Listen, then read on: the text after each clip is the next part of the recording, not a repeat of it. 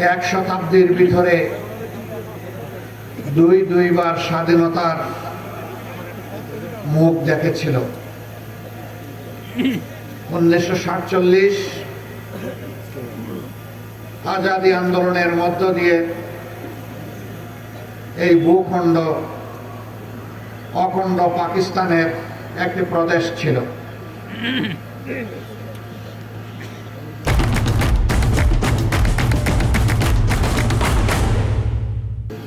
পাকিস্তান আমলে শাসক গোষ্ঠী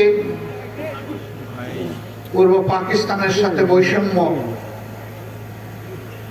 ক্ষেত্র বিশেষে অবিচার করার কারণে এদেশের মানুষ পাকিস্তানি শাসক গোষ্ঠীর বিরুদ্ধে ফুঁসে উঠেছিল। 69-এর গণ আন্দোলনের হাত ধরে 70-এর সাধারণ নির্বাচন অনুষ্ঠিত হয়েছিল। এই নির্বাচনের পর পাকিস্তানি শাসক গোষ্ঠীর একগুঁয়েমির কারণে নির্বাচিত দল এবং জনপ্রতিনিধিরা জনগণের ভোটের ম্যান্ডেটে যারা নির্বাচিত হয়েছিলেন তারা তাদের রাজনৈতিক অধিকার পাননি। সেদিন জনগণের ভোটের প্রতি সম্মান দেখাতে ব্যর্থ হওয়ার কারণে একটি যুদ্ধ অনিবার্য হয়ে উঠেছিল।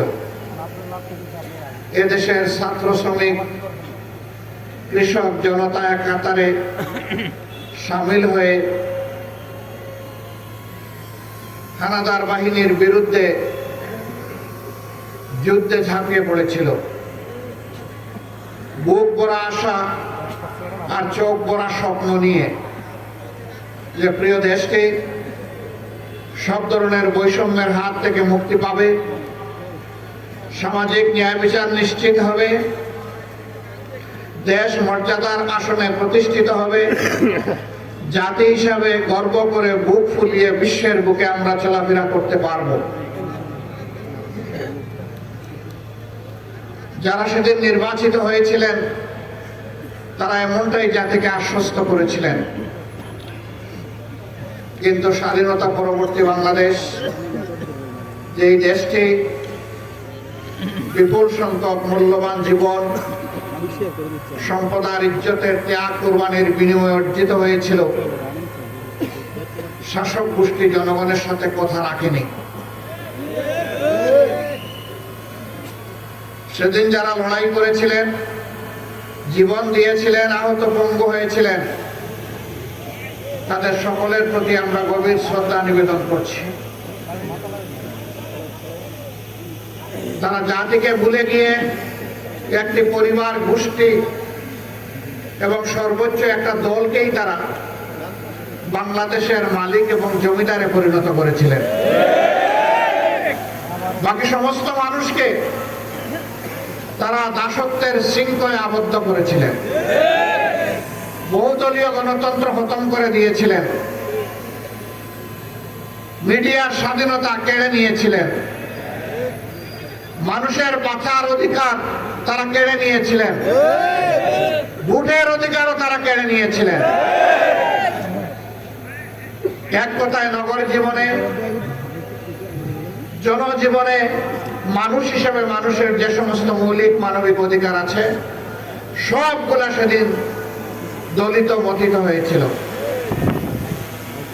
আমাদের পুলিশ ছিল, সেনাবাহিনী ছিল, আধা সামরিক বাহিনী ছিল, সাহায্যকারী আনসার ছিল, কিন্তু দল, গোষ্ঠী, পরিবারকে রক্ষা করার জন্য সেদিন একটি জল্লাদ বাহিনী গঠন করা হয়েছিল, যার নাম ছিল রক্ষী বাহিনী।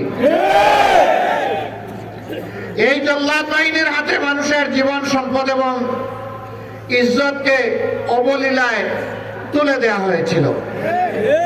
যখন যাকে ইচ্ছা তাকে খুন করা হয়েছে, এ মানুষগুলার সামান্যতম বিচার পাওয়ার কোনো অধিকার সেদিন ছিল না। মা বোনদের ইজ্জত লুণ্ঠন করা হয়েছে। সম্ভ্রমশীল পরিবারের লোকেরা তাদের মেয়েদেরকে শিক্ষা প্রতিষ্ঠানে পাঠানো বন্ধ করে দিয়েছিল। ঘর থেকে মা বোনরা বের হতে চাইতেন না, এরকম একটা বিভীষিকাময় অবস্থা তৈরি করা হয়েছিল। মন্ত্রী, প্রধানমন্ত্রীর ছেলেরা ব্যাংক ডাকাতিতে লিপ্ত হয়েছিল। বাংলাদেশের জনগণের জন্য বিশ্ব থেকে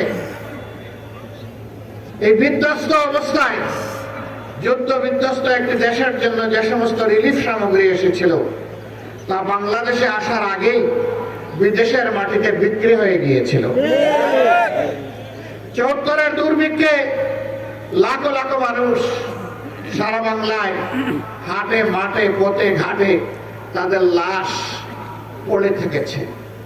এই লাশ দাফন করার মতো কোনো ব্যবস্থা সেদিন ভালোভাবে ছিল না। সেদিন আঞ্জুমানে মফিদুল ইসলাম ঢাকার লাশগুলার দাফনের ব্যবস্থা করেছিল, কিন্তু সারা বাংলার চিত্র ছিল সম্পূর্ণ ভিন্ন। তারা সোনার বাংলা গড়ার ওয়াদা করে বাংলাকে শ্মশান বাংলায় পরিণত করেছিল। মাত্র 4.5 বছরের দুঃশাসন মানুষকে তটস্থ করে তুলেছিল। এরপরে তাদের কার্যক্রমের পরিণতি হিসাবে দুনিয়া থেকে তারা বিদায় নিয়েছিলেন। কে সেদিন তাদেরকে হত্যা করেছিল? যারা ৭১-এর রণাঙ্গনে বুক চিতে দেশের স্বাধীনতার জন্য যুদ্ধ করেছিল, সেই সৈনিকরা কেন তারা সেদিন খেপে গিয়েছিল? এর উত্তর আওয়ামী লীগকেই বুঝতে হবে, জাতিকে নয়।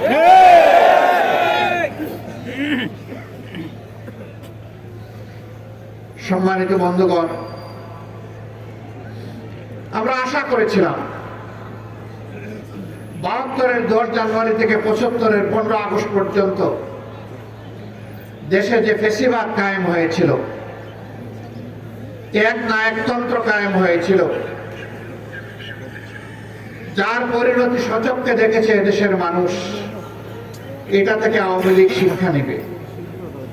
কিন্তু ওই যে কথা আছে, কয়লা ধইল ময়লা যায় না। সাবান আর সার্ফ এক্সেল যা দিয়েই ধর না কেন, কালো কয়লা আরো কুচকুচে কালো হয়। আওয়ামী লীগের ক্ষেত্রে তাই হয়েছে।